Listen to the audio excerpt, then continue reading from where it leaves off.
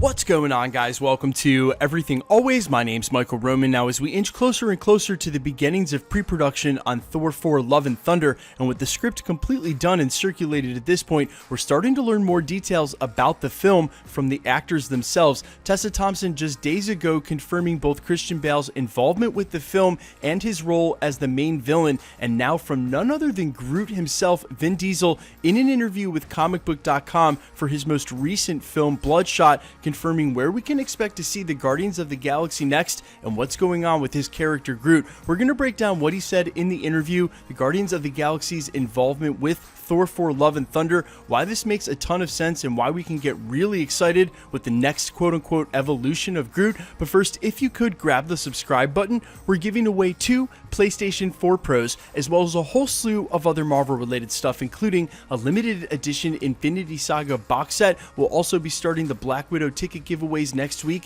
If you want to be entered to win, all you have to do, hit the subscribe button, then hit the notification bell, leave a like and a comment on this video, and if you want, stick around to the end of the video. We'll get into all the giveaway stuff again there. Now, as is par for the course for any Marvel actor that still has an upcoming release in their franchise, and really, given the reports of John Krasinski on A Quiet Places 2 press tour recently, even if you're rumored to be in a Marvel movie, the questions are coming, and surely Vin Diesel had to know this, not only having been around since the middle of the Infinity Saga, but giving an interview with a publication called comicbook.com, had to know the questions about Guardians of the Galaxy 3 were coming, and the seasoned vet that he is, and knowing as much, apparently came armed with a couple of light spoilers. He started by saying, "I am waiting and excited for my friend James Gunn to knock this one out of the park," and of course that statement comes with just a little more weight than normal, as James Gunn was removed and then reinstated in between the second and third installment for the trilogy. That resonated heavily with the cast, which at the time issued a statement of solidarity supporting and defending the director. He then went on to say, and again as reported by comicbook.com, quote, "He took the Suicide Squad, so he's about to embark on it. Thor will also... The director talked to me about Thor will incorporate some of the Guardians of the Galaxy, and as Diesel himself points out, this is the first time such news has been confirmed. That'll be very interesting. Nobody knows. Maybe I shouldn't have said anything," end quote. And of course, the last part of that quote said with just a little bit of levity, and as I made sure to mention, Vin Diesel is a seasoned pro, not only in front of the camera as an actor, but behind the camera in the comic book fan community. He surely knows what a small leak like that will do and run like wildfire, and of course he knows just how much he can share, but he wasn't done sharing details, and now specifically one for his character Groot and where he's headed with his arc. He said, quote, "I only have 2 words about the character, and it is Alpha Groot." Now, this could mean a couple of things, and it's unclear as to whether we'll see this final form Alpha Groot in the upcoming Thor 4 Love and Thunder, or we'll have to wait till the follow-up installment of Guardians of the Galaxy 3, which has yet to be announced or have a release date attached.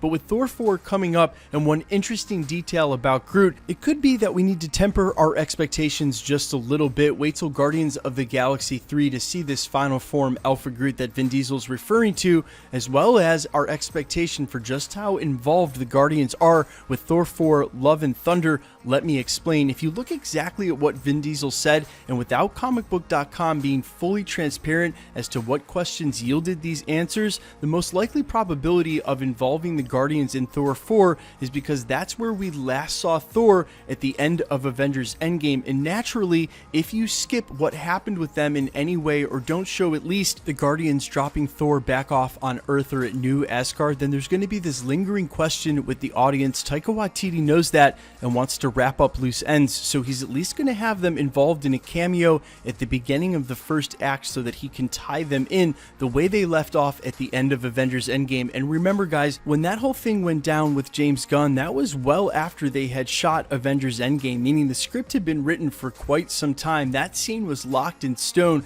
that Thor would leave to go with Guardians of the Galaxy, as they had anticipated that Guardians of the Galaxy 3 would be one of the first movies released in the Phase 4 slate. and they left it that way before James Gunn ever got rehired. Now that they're in a position where he's united with that team, they have to wrap that up in some way at the beginning of Thor 4. And of course, I could be totally wrong, and Taika Waititi could set some of the Guardians characters as leads alongside Thor, but as I've already mentioned many times here at the channel, we already know what storyline he's going to draw from heavily, and that storyline is already so dense with so many new characters to introduce and a brand new arc for a character like Jane Foster we haven't seen for the better part of a half decade. There's already so much going on in Thor 4 Love and Thunder, it's hard to imagine they're going to involve with any significance Guardians of the Galaxy characters, and if they do, you can be guaranteed that the arc and focus won't be on them. That's going to be saved for Guardians of the Galaxy 3, as James Gunn has already confirmed multiple times that the whole goal of that film is to wrap up important story arcs for all of the main characters, Star-Lord, Gamora, Rocket, and of course Groot, which leads us to this next quote by Vin Diesel that he only has 2 words about the character, Alpha Groot, and I'm thinking we're gonna have to wait until Guardians of the Galaxy 3 to see this character. There's one small detail about Groot that hasn't exactly been revealed in the MCU, but is true in the comics, and something that I think they were hinting at with all of his prepubescent arrogance and attitude. Groot can actually age himself at any speed he likes. If he wanted to stay that angsty teenager that we saw in the beginning of Infinity War, then he could choose to do that, and indefinitely. It's going to take some sort of catalyst, an impetus of some sort in a major event to actually watch him grow and mature. It could be that the snap is this impetus, or something serious happening with somebody like who he calls Dad in Rocket, something that we'll probably see in Guardians of the Galaxy 3. And for any of these major events to take place in Thor 4 Love and Thunder, as I mentioned, with the density that's already going on in that storyline, just seems like a bit much for me, something that's better suited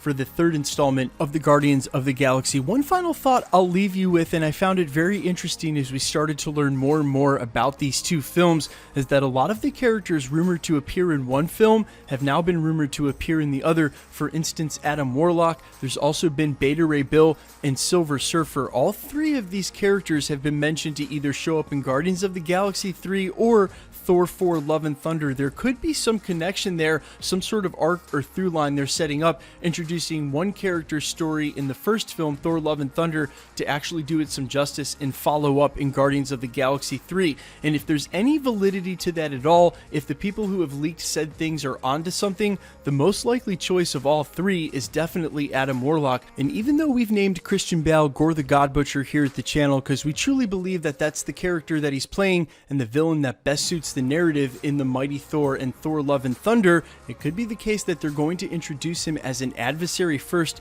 pull something like a Magus, have him chasing after the Guardians of the Galaxy in the first act of the film, where Thor is still aligned with them fighting against Adam Warlock, setting him up as the villain of the film. And even though we also believe that Christian Bale is just a little too old to be playing what should be a young Adam Warlock in the MCU, we know that Marvel Studios has de-aging software for days, and it could be the case for a character that's going to be mostly CGI anyway, that's the character that Christian Bale wanted to play. And even though he'll be a villain Adam Warlock in this film, he'll go on to feature in the future Guardians of the Galaxy films. A long shot at best, but definitely seems like a very clear connection when put that way. Guys, let me know what you think in the comments about all of this. A, who do you think Christian Bale is playing? Do you agree with me it's Gore the God Butcher? Also, B, do you agree that if the Guardians of the Galaxy are truly involved with this script in any way, it'll most likely be what I said, just that first act introduction to tie up the loose end and curiosity of where Thor was this entire time? And would you like to see the Guardians involved on a bigger scale in Thor 4 Love and Thunder? Do you think that their humor works perfectly with Taika Waititi's direction as I do? Maybe they would be a good inclusion throughout, only if done tastefully. Guys, let me know what you think down below in the comments, and quickly let's get into the giveaway stuff before I let you go. We're still giving away 2 PlayStation 4 Pros, the next of which is at the 650,000 subscriber mark. We're headlong into that now, and we just gave 2 away at the 600 mark. If you want to be entered to win, all you have to do, hit the subscribe button, then hit the notification bell with notifications turned on, leave a like and a comment on this video, and that'll automatically enter you to win all the rest of the prizes here at the channel, like the limited edition Infinity Saga box set. We gave the first one away on New Year's Eve. We'll be giving the second one away on the second anniversary of the channel in the end of April. If you want to be entered to win either of the PlayStations, the limited edition Infinity Saga box set, or any of the upcoming tickets to Black Widow, as we'll be giving away tickets and DVDs to all of the Marvel and Marvel adjacent movies